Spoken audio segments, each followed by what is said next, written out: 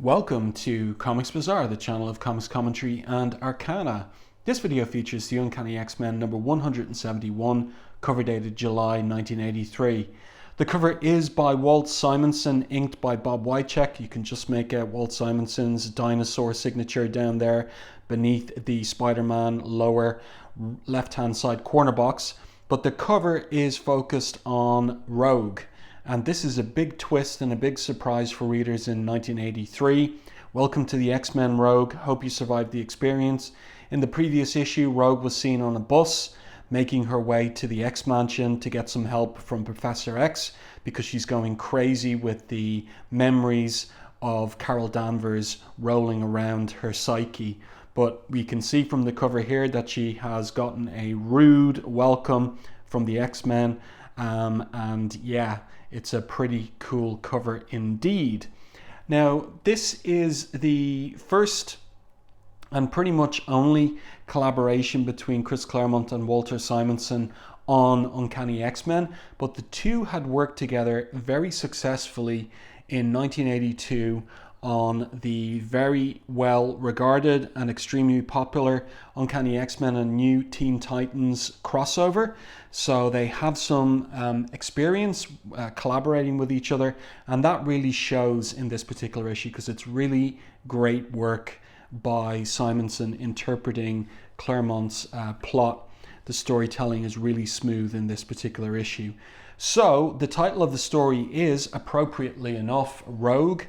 And it opens with this really excellent splash page featuring Storm with huge, big 1980s hair there streaming behind her as she addresses the Morlocks.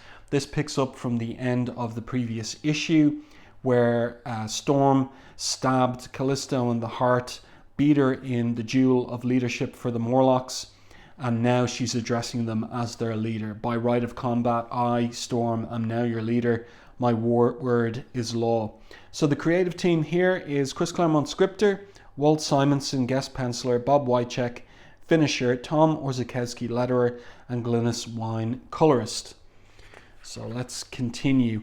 And so some of the dialogue that Storm speaks here is taken from the previous issue, where she tells the Morlocks that under her leadership, they're going to have to change their ways.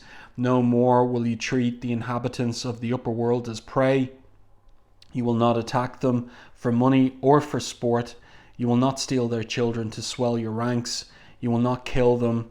And one of them protests, they hunt us. We're mutants like you, Storm, outcasts, hated simply because we exist.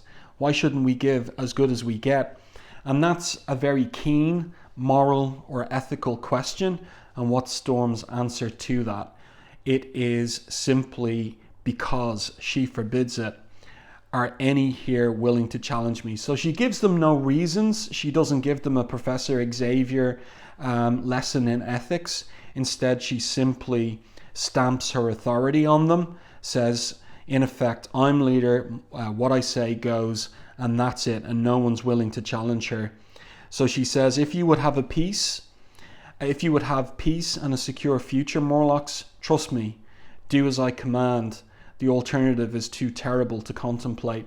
So she's like a kind of Machiavellian prince ruling through strength and fear.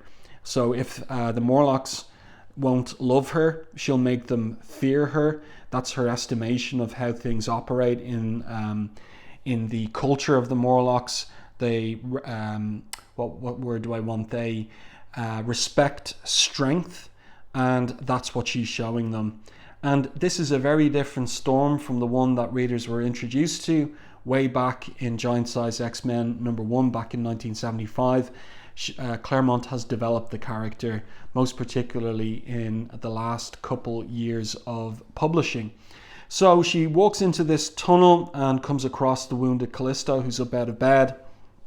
And Callisto basically threatens Storm that she's going to fight her again, take her rightful place as leader of the Morlocks, and I'll have your heart in the bargain, she says. But Storm just grabs her by the throat and lifts her face up to face her, and she says, we've crossed knives once, little mutant. Don't push your luck. So this is a real, like a new version of Storm, a tough, no-nonsense version of Storm. Her attitude is comparable in some ways to that of Wolverine. So she lifts Callisto up, like this is a really demeaning situation for Callisto, hands her over to Sunder and tells Sunder to make sure that she stays in bed to get better. And Nightcrawler's there in order to ask some questions. You seem to be going out of your way to make an enemy of Callisto, he says to Storm. We were enemies the moment we met, Nightcrawler, is her response. We shall remain so till the day we die. Nothing I do or say will ever change that. And Nightcrawler thinks what many readers must have been thinking too at the time, perhaps, but the Ororo I remember would have at least tried. So once again, we're being sold on the fact that Storm has changed. Nightcrawler goes over some recent events in his thoughts there, and he concludes, Ororo is changing before my eyes. But what truly terrifies me is that she doesn't seem to mind. But we'll see that she does mind later in the story, that there is a moral, ethical conflict going on within her. There is this contestation within her regarding her identity and who it is that she wants to be, and what kind of personal development journey she wants to have, so to speak, in order to use some pop psychology terms. But then the scene switches to Anchorage, Alaska, and this is really interesting. So if you can watch this in high definition, do, and have a look at the delineation of the flames in this fire. And you can see there, if you choose to see it, the beak of a bird and two wings behind it. And then here, the beak of a bird as well, just open, and one wing there and another wing there, like phoenixes in the flames. Outside, the air is bitter cold, though it's technically spring. Within the house, though, says a third-person narration, a fire warms the bedroom, its flames casting a cheery glow across the sleeping figure of Madelyne Pryor. She's deep in dreamland, and the visit isn't pleasant. So there's an interesting contextualization of Madelyne asleep here in the bed. Note there's a second pillow there as well, and I'll be making a point about that on the next page. And this hinting, this suggestion regarding Phoenix, that maybe Madelyne, who is a dead ringer, who's a doppelganger for Jean Grey, might have something to do with the Phoenix. And what is she? What kind of nightmare is she having? She wakes up from the nightmare and exclaims, "No, dear Lord in heaven, no." So turn the page, and who comes running?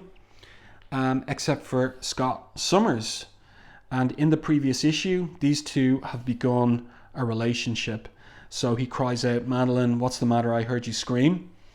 And she dives for his arms. "Scott, hold me please, tight as you can. I need something real to prove to myself that I'm still alive." So he's holding her there. And then in the narrative caption, we're told it's a long time before her tears pass, and Madelyne is once more calm enough to speak. All the while, Scott Summers waits patiently, doing what he can to help her, comfort her. But note this, if you're an attentive reader, you'll see that Madelyne is wearing striped pajama top, right? And Scott is wearing comparable pajama bottoms. And where is Madelyne's bottoms there? They are in effect wearing two pieces of the same set of pajamas. So if you're an adult reader reading this back in 1983, you can infer that Scott was getting a glass of water, you can see it there dropped to the ground, and that they've been sleeping together. And in fact, their relationship is a physical one. But in 1983, this comic had to get past the Comics Code Authority, and this is the way it did. So it's double coded. For an adult reader, the adult reader can put together that these two are sleeping together, and for a 10-year-old, maybe it goes right over their head. So now Madelyne reveals something about her past, and it will turn out to be incredibly uncanny, the coincidence. Before coming north, she says to Scott, "I was a commercial pilot, 747's the big time. My last flight was a long haul into San Francisco. We ran into a freak storm, lost an engine, barely made it home. As we touched down, the wing collapsed. We crashed. There was an explosion, fire all around me. Screams, so many screams. I don't remember the details. I don't want to. Everybody died but me. I wasn't even scratched.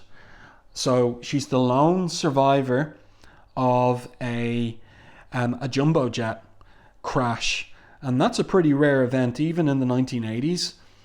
And she continues and she says, I still have nightmares about it. September 1st, 1980, my own personal day of infamy. And that shocks Scott, and he thinks to himself, but that's the day Jean Grey died. So Claremont playing around here with readers wondering about that exact physical resemblance between Madelyne and Jean Grey. And then, as I said, like the playing with the bird figures in the flames of the fire. It's all very intriguing and building towards, well, is it a revelation? Anyway, the scene switches to Beverly, Massachusetts, a suburb of Boston, the home of Joseph and Marie Danvers. And these are Carol Danvers' parents. And she's been visiting them. And she kisses her mother goodbye. But she thinks to herself, her mother knows something's up. I never could fool her. When I was Ms. Marvel, she recognized me right off the bat. And now she knows I've changed. If only she knew how much, for good and ill. Charles Xavier did his best to restore my memories after Rogue had stripped them and my powers from me. And that was all in Claremont's and Michael Golden's Avengers Annual number 10. You can find a review of that on the channel in the back catalogue. Thanks to him, I remember pretty much all of who I was, of who and what I was, she thinks to herself, but there are no emotions to go along with them. Where once I loved them, that's her parents, with all my heart, I feel a vague affection. That's what Mom noticed. What disturbed Mom and outrages me, a loss that can never be replaced. But what's done is done. Feeling sorry for myself won't make it any better. My life as Carol Danvers may be over, but Binaries has just begun. So it seems like an affirmation from Carol of her new life, despite the tragic loss of her connection to her past life, at least that emotional connection. But something is going to catch her subsequently in this particular story, and we'll get to that in due course. And then the scene shifts to Professor Charles Xavier's School for Gifted Youngsters. And Kitty Pryde is throwing a tantrum because she thinks that her computer disks have been lost by the New Mutants, who are also staying in the X-Mansion in this period of time, but they were just hidden under her notebooks. And she says of herself, I'm such a jerk. And Ileana says, no argument there. And then the scene switches to the Danger Room, which has been rigged out as a gym so that Professor X can receive physical therapy in his new body. He had a psychic transplantation from his old body that was had a brood egg implanted in it and underwent transformation. And this is a cloned body he's in. So the legs of this cloned body were never crushed. And in theory, he should be able to walk again, but he's finding it difficult. So Lalandra is helping him through this. And she suggests that she's going to give him a thorough examination. Perhaps his condition isn't psychic in nature, but physical. And then we get a little scene shift upstairs to the kitchen of the X-Mansion. And this is kind of comic, where Peter Rasputin, aka Colossus, ponders the complex mysteries and inherent contradictions of a cookbook. So he's there thinking to himself, eggs, bacon, cream, butter, spices, slice, beet, mix, bake, and in half an hour, quiche Lorraine. It looks simple enough, but he's interrupted by a psychic projection of Professor X, because they've got a visitor. Someone's at the front door. So Colossus goes and he thinks to himself, I felt the professor's fatigue through his thought projection. I hope he's not pushing himself too hard. He addressed me as Colossus.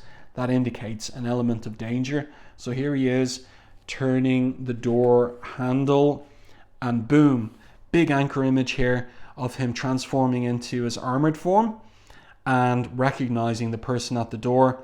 Great body language here too by Walter Simonson. Rogue hugging herself for kind of protection, emotional protection, with her hand here on her shoulder. And then she falls back in alarm. "Don't hit me, please, don't hit me," she exclaims and pleads. "I don't want to fight. I need the X-Men's help. I gotta have it or I'm as good as dead." This is a fantastic anchor image. You can just see the huge size of Colossus here compared to Rogue, and it really emphasizes how vulnerable she is and the degree to which Claremont is transforming her from her first couple of appearances, Avengers Annual number 10, and most recently in Uncanny X-Men issue number 157. And now she's an altogether more diminished figure, and it's because of the psychic trauma and emotional aftermath of having permanently absorbed Carol Danvers' memories and also her powers, the powers of Ms. Marvel. So we get a little primer here in the dialogue regarding Rogue's powers, and Nightcrawler asks an important question: could this be a diversion, the prelude to an attack? And the professor says, "I've side-scanned the estate, Nightcrawler. She's quite alone." So he asks Rogue, "Why are you here, child? What do you want?" And you can see the tea shaking in her hand. But it's a nice little detail that, you know, the professor has seen to it that tea is provided to Rogue as she sits down in order to explain her calling to the X-Mansion. And she says to him, kind of brusquely, "You're the telepath, Xavier. You tell me." And Professor X insists, "Professor Xavier, if you please. I cannot effectively read your mind, Rogue." Now, this is important to remember for many years into the future. The professor says, "You possess two diametrically opposed thought patterns, one of them alien. It sets up an interference pattern I'm thus far unable to penetrate." And Rogue fills in, "Well, that's the persona I absorbed from Carol Danvers when I absorbed her powers last year. I didn't intend the transfer to be permanent. It was an accident. It's driving me crazy, Professor. You've got to help me." So in many ways, you know, readers might ask themselves, well, why wasn't Professor X able to help Rogue get control over her powers? Well, it was because of this, because of the fact that she had permanently absorbed the powers of Carol Danvers, aka Ms. Marvel, which are essentially alien powers, and so the professor was never able to help her get control over her essential primary mutant ability of absorbing the powers and memories of those she makes physical skin-to-skin contact with. Now, Kitty here is wrinkling up her nose at the impudence of Rogue asking for help. You've got some nerve, Rogue, asking that after all you've done. But the professor hushes her, and Rogue explains, and the sweat is dripping off her brow. "My powers are out of control," she says. "The slightest touch triggers the transfer. It's getting so I don't know anymore which thoughts or memories or feelings are mine. I look into a mirror and see a stranger's face." So that has got to be disconcerting. But Nightcrawler here says, "If you ask me, a most apt punishment for your crimes." So Nightcrawler thinks it's a fitting punishment for her, but she holds her head in her hands. She's distraught. She talks about how Mystique thought that it could all be worked out without going to anyone else for help. And Rogue says, "I love her, Professor. She's been like my mom to me, but I knew she was wrong. I turned to the X-Men even though we're enemies, because you're my only hope."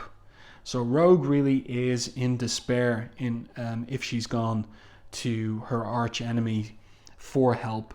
Kitty's dismissive, and the professor upbraids her and telling her, exclaiming and telling her to be quiet. "Are you being fair to Rogue?" he says, and that catches everybody by surprise.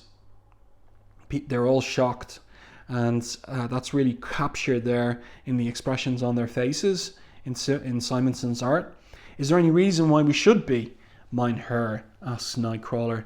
So the professor explains himself. "I accept your dislike and distrust of her, X-Men, but I would rather not conduct an examination with such concentrated negative emotions so close at hand. I'll summon you when I'm finished. And Storm intervenes. Notice how she's wearing Callisto's leather jacket, which is the jacket that indicates leadership of the Morlocks. So she's decided to continue wearing that even though she's back at the X-Mansion. And she asks the professor, "Are you sure this is wise, Professor? She's dangerous." The professor says, "Lilandra and I can take care of ourselves, Storm. And as for Rogue, I believe we've nothing to fear from her." So she is hugging herself there in the chair. And she really does look a diminished figure from the woman who took on Thor and Captain America in Avengers Annual number 10. So the X-Men make their way out of the room, Peter closing the door behind them. And they're wondering about the wisdom of what's happening. Kitty's upset. She wants to hit something. And Storm decides, look, it's a good idea. Perhaps a session in the Danger Room will cool all our various tempers and frustrations. So Illyana's responsible for the program, for the Danger Room sequence. And what holographic program is brought up, except a shocker? It's Belasco from issue 160. Here in the narrative captions, we have our description of what's happened. In the blink of an eye, the master computer transforms the room from a featureless steel box into the throne chamber of the other dimensional demon lord Belasco. Months ago, he kidnapped Illyana, and although the X-Men's rescue was successful, a fearful price was paid. For in Belasco's domain, the normal rules of time did not apply. What to the X-Men was a visit of a few hours was to Illyana an exile lasting years. She entered a child and emerged an adolescent. What happened in between only she knows, she and the sorcerer she called Master. And the implication at the end of issue 160 was that Belasco basically abused Illyana for that 7 years in his realm. So she's taken by shock herself. And Kitty asks her, "Illyana, have you flipped? What could you have been thinking of?" And then we get a big surprise here when we get past this G.I. Joe ad. And that is that something happens to Illyana. We see the change in her when her eyes turn red. And Kitty asks her, "Hey, Illyana, are you okay?" "I guess not." "Illyana, it's me, Kitty, your roommate, your best friend." So Illyana doesn't seem to recognize her. And Kitty thinks to herself, where'd that sword come from? So this is the first manifestation of Illyana's soul sword. And she strikes at Kitty with it. Wet yow, she means business, thinks Kitty. And then she notices something shocking. "My cheek, I'm bleeding," she thinks to herself. But I was phasing. The blade should have passed harmlessly through me. And she notes that Illyana doesn't recognize her. So she thinks, I've got to disarm her, keep her that way till she recovers her senses. So she is able to knock the soul sword out of Illyana's hand. And then Illyana comes to herself. So those red eyes disappear. She's back to her normal blue eyes. With friends, you're home, you're safe. And Illyana says, "I saw Belasco." And she's wearing the medallion that Belasco left with her. And that medallion, when the different gems are assembled, it's going to yield the fulfillment of Belasco's plan for Illyana. And Illyana here remembers. So her memory's being jogged by the sight of Belasco. Great open border panel there as well. Really great body language on Illyana. You really get the sense that she has been completely knocked emotionally by what's happened. And so the X-Men arrive into the control room, and Kitty explains it was an accident. Illyana wasn't paying attention when she programmed the simulation. She kind of freaked when she saw Belasco. She'll be fine, guys. Just give us some time to ourselves, okay? It's no big deal, please. She'll be all right. Everything's going to be all right. But is it? Is the big question. And let's continue with the story. Then we have a scene with Storm afterwards, later in Ororo's attic loft. So she takes off the jacket of Morlock leadership, and she's thinking about what just happened in the Danger Room. and thinks we've often wondered whether any link remains between Ileana and Belasco, but have been reluctant to pry. Perhaps it's time we did. And what are my own problems? So she starts thinking of herself. And then she sees her plants, her house plants, and the fact that they haven't been watered of late. So she conjures up a little rainstorm for them. And then she sits down and begins to think, I wish I could control my life, my destiny, as easily as I do the weather. I cannot believe the things I've done. The duel, this morning's confrontation with Callisto, they all fly in the face of all I've ever believed about myself. And she kind of edits over the fact that she stabbed Callisto in the heart there, which is interesting characterization from Claremont, that she can't even admit that fact to herself. And yet this same inner metamorphosis seems to be making me a better leader of the X-Men. Is that bad? This is an interestingly designed shot here where we've got a profile shot of Storm, but most of the detail is in a silhouette, except for her headdress and just little details of her costume and her eyes. So nice designy panel from Simonson, keeping the art interesting and varied. I feel as though she thinks I stand at a crossroads. Excuse me. To remain an X-Man, especially as leader, I must sacrifice the beliefs that give my life meaning. Yet the alternative means leaving those I love forever. This is my home. They are my family. How can I desert them? And Xavier told me the day we met that my power should be used for the benefit of all humanity. Was I wrong to listen? Can I deny that responsibility? A reference back to Giant Size X-Men #1. I do not know. And then thunder. And she notices that her rain shower had grown into a full-fledged storm that's destroyed her plants. My anxiety, my confusion, my fear manifested themselves as violence. My poor plants suffered for it. And then the professor manifests as an astral projection. Storm, my examination of Rogue is finished. Please report to my study. So the examination must have lasted a few hours.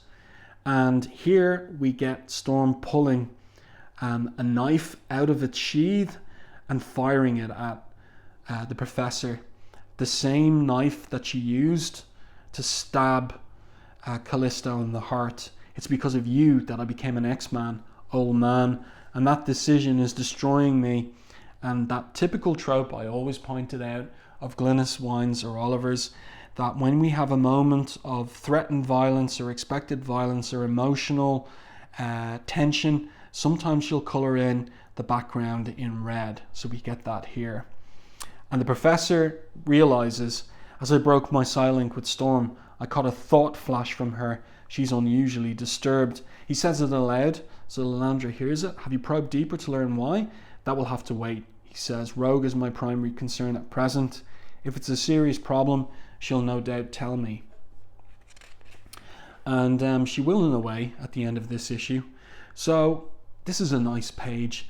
Nice perspective here on the professor's library. Everybody seated. Rogue at the end of the room, seated alone. And Colossus standing over her in his armoured form. Almost like he's standing there should she try anything. He's watching her, he's keeping an eye on her. And the professor says, I've questioned Rogue at length and I'm convinced of both her need and her sincerity. Therefore, I've decided to admit her not only to the school but to the X-Men as a probationary member. And Storm demurs. She says no. And the professor turns and says, I beg your pardon, Storm? I lead the X-Men, Professor. I think that entitles me to some say in this matter. So Storm, when she became leader of the X-Men after Cyclops' departure with issue 138, had doubts for the longest time about her fitness to lead the team, but now no more. You know Rogue's history, she says to the professor as she stands over him. She's stood up. That's interesting too. Of course, the professor can't stand up at the moment, and she's standing over him to make her point. You know Rogue's history. Are we expected to fight beside someone we do not dare not trust, who might betray us at any time. And as this conversation is going on, this argument is going on, meanwhile, an unsuspecting binary, she's flown all the way from Massachusetts back to the X-Mansion, at last returns home. She's been staying with the X-Men for the previous months, or a good year and a half in publishing time. And then I like this silent panel here, just a shot of the X-Mansion, and then pow, what another great anchor image from Walter Simonson. Really, really powerful stuff here. Great, and we've got Rogue even breaking the panel border there. She's hit so hard. My goodness, she thinks to herself. She's almost been punched to the moon. I've been hit before, but never like this. I don't know who that hussy is or why she slugged me, but I aim to make her regret it. So that is a really, really great little sequence there in this particular issue. Very memorable. And then, so she's making her way back into Earth's atmosphere and thinking all the time. I don't think this was Xavier's doing. He looked as surprised as the X-Men. So the mansion's ceiling of the room and the roof has been wrecked, and Rogue is making her way back. And who's there standing waiting for her except for Binary? That's the Spirit Kiddo. She says, "Come and get me if you can." Another punch, a right to the jaw, sends Rogue flying again right into this tree, and Colossus grabs Binary. So he was there standing over Rogue to grab her should anything happen, and now he grabs Binary. "Binary no more," he says, and she retorts, "Let me go, you big lummox. I don't want to hurt you, Peter. You'll have to if you wish to continue this fight. Is that what you want?" The professor arrives in his wheelchair, and she says, "I want vengeance, Peter. Is that so wrong?" So the professor says, "So long as Rogue remains under my roof, Binary, she has my protection." "How can you say that, Charles?" she asks. "You know better than anyone what she did to me." And Storm sarcastically says, "The child repents, my friends, and has been forgiven. Behold our newest X-Man." And so Carol flips out. Is this true? Kind of is parallel to Kitty Pryde with her kind of teenage tantrum. Carol flips, but she's got different reasons because of the history between them, of course. "I wouldn't have thought you capable of such cruelty," she says to Professor X. "What are you talking about?" Rogue is confused. "What's my life got to do with you? We never even met before today." So Carol transforms and shows her human face to Rogue, and Rogue gets it. And she whispers there, says quietly, "Carol Danvers, the woman whose life you destroyed, Rogue. Except that now I possess the power to do the same to you." So Storm says, "Professor, if Rogue stays, I go. And Nightcrawler too, my apologies, Herr Professor, but we all go." Now, none of the others are saying anything, but these are, two X-Men who have taken leadership roles. Nightcrawler is pretty much Storm's lieutenant in this iteration of the team. So both of them at one on leaving the X-Men should Rogue be permitted to join. And the professor responds. So he really needs to deliver a convincing speech here, and he does indeed. So he says, "I see. We pick and choose who we help, is that it? Some are worthy, others not. Who was it, Aurora, told me Wolverine was an X-Man, not because of his sterling character, but his potential for good, that to deny him, though we abhor his violent nature, would thereby deny our true reason for being, which is to help him achieve that potential." And that's the professor referencing what Storm said to him in issue 148 when Angel left the team because he couldn't stand being on the same team as Wolverine, whom he regarded as a psycho killer. But the professor continues, "The same argument holds for Rogue, does it not? Of course, there's a risk in accepting her, but consider the alternative. At least with us, she has a chance for a better life. Deny her and we condemn her outright. And that I will never do to any mutant so long as breath remains within me." So this really is the essence of Professor Xavier. He has his dream of peaceful coexistence between mutants and humans, and also has an ethical vision that people are capable of moral change. And that is his conviction that Rogue can change. And so Colossus here is persuaded by the professor and says, I trust you as I would my own father, Professor. So I'll put aside my fears and give Rogue her chance. I ask my friends to do the same. Also think that this is in parallel to the fact that Storm didn't give an argument to the Morlocks earlier about why not to attack people on the surface. The professor gives reasons. He doesn't just stamp his authority and say, Rogue is joining the X-Men because I say so. He gives an argument. And that separates or, draws a contrast between Storm in how she's conducting herself as leader of the Morlocks and the professor in terms of how he conducts himself as the mentor of the X-Men. And Kitty goes along as well, and she says, I will if I have to, but I won't like her ever. And Nightcrawler bows as well and says, all right, mine hair, you win. And now the question is, what about Carol Danvers? And the answer is what we'd be expecting. What do you want from me, Charles? This is really well written dialogue as well by Claremont. Understanding, approval, she asks. I'll concede one, but not the other. So she'll concede she understands, but not that she approves.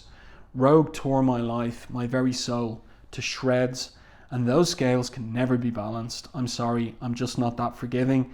I have nothing to lose here, Charles. No real ties to break. That makes my decision easy. I'm not an X-Man, and all of a sudden, I'm glad. So there she is. She's leaving the X-Men, never to return. Will she be back? Asks Rogue. In her own time, perhaps, Fraulein, says Nightcrawler, when the hurt is less. But she doesn't return. And the professor asks Storm, because she hasn't said that she approves. Carol is right. And you are right, Professor. So which is the better road to follow? Like all of you, that is a decision I must make for myself. And that is something that Claremont excels at in his comics, in the X-Men, of course, but other comics too. Setting two just arguments or two rights against each other and creating thereby a moral conflict. And that is where Storm finds herself. What now, Wind Rider? Would that I could soar home, free and uncaring as a bird, to the woman I was, the life I led. Does every adult yearn so for childhood? Every person face such awful dilemmas. I wish I were the goddess men thought me in Africa, for then with a wave of the hand I could cure every ill, make everyone happy. But I'm only human and must therefore cope like everyone else, as best I can. This is my moment of truth, she thinks. And notice the art, one side of her face in shadow, one side in light. I want to leave, yet duty demands I stay, though that means accepting Rogue. Whatever I choose, I will no longer be the woman I was, but what will I become? Aurora or Storm? Which is it to be? So she's facing these two different paths, and will get her decision in the upcoming 2 issues set in Japan, next Scarlet and Glory. So the X-Men go to Japan for the next few issues, and they go ostensibly for Wolverine's wedding to Mariko Yoshida. Wolverine and Mariko got engaged in the Wolverine miniseries, this miniseries by Frank Miller and Chris Claremont, issue number 4. So that came out in 1982, but the miniseries events, why Wolverine has been away from the team, and the Uncanny X-Men title are going to connect now in the next issue, 172. So 23 pages of story in this issue of Uncanny X-Men, so no room, no space for any letters. Well, I do hope that you enjoyed this review and commentary on Uncanny X-Men 171. And let me know your thoughts on this issue. It is now, from the vantage point of 2024, an iconic issue of the title, Rogue joining, and over time becoming one of the most popular members of the X-Men, but at this time it was a shocking surprise for readers as well as the X-Men themselves. Let me know your thoughts on it in the comment section to the video. If you enjoyed my review and commentary, please like the video on YouTube. It really does help the channel. And if you haven't done so already, subscribe to the channel and stay tuned for more content like this.